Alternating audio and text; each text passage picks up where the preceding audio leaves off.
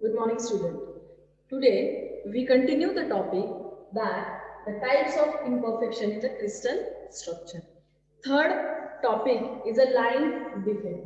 There may be question in examination that what is a line defect or one-dimensional defect instead of classification of imperfection. While uh, while explaining this, you have to go through what is a line defect exactly. It is a defect arising out of missing of a line of a row of the items from its designated order arrangement. You can see in the diagram there are the one missing plane or missing line of the atom is over here. The line defect is also referred to dislocation or distortion of the line of atom. Now, this defect occurs during the plastic deformation of metal. During the plastic deformation, there is a large amount of movement of the atom due to the applied force, and hence dislocation is occurs. Right? Then we are dealing with the edge dislocation under the topic of line defect. You can see the diagram that extra inserted plane is here. Means there is a defect in the edge of this diagram. Now, as shown in the figure, the edge of dislocation refer to the insertion of a new extra plane of the atom into the arrangement, designated position or designated arrangement of the atom. Now, the set of atoms on one side of the dislocation are pulled apart, while the set of atoms on other side of the dislocation are squeezed together in the edge dislocation.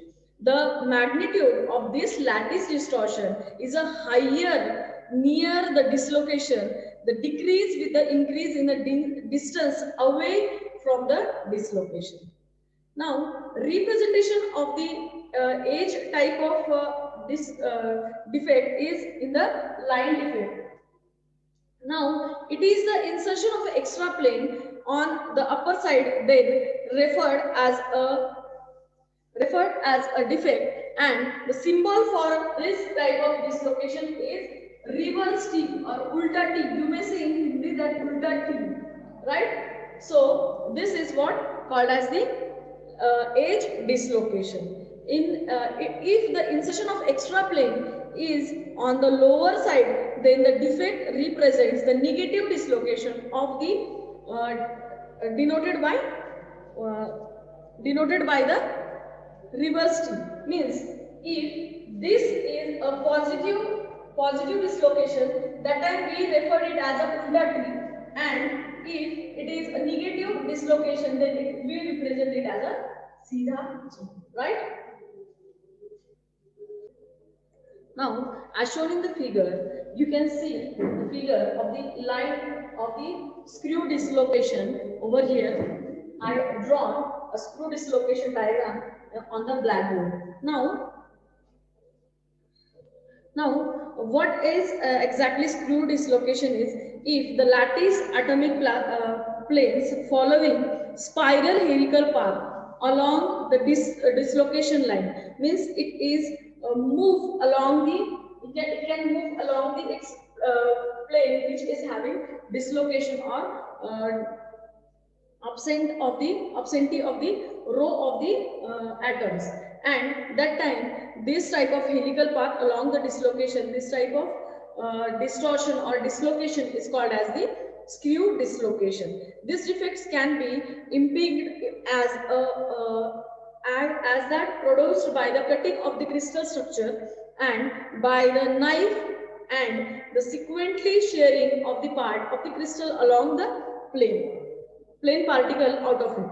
Now, this how we can represent the type of dislocation over here, that if the upper position of the crystal structure is shifted towards the right, it represents to the lower portion of the defect represented as like this. Means if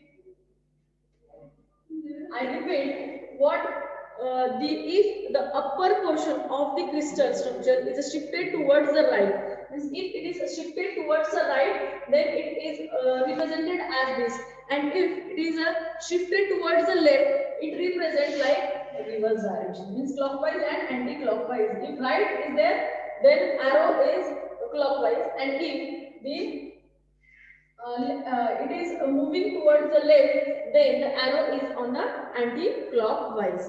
So this is how we represent the screw type of dislocation.